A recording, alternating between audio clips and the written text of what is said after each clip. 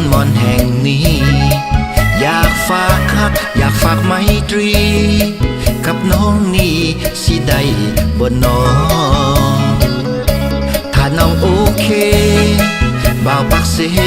สิมาสู่ขอสาวสนมอนตกลงหรือบ่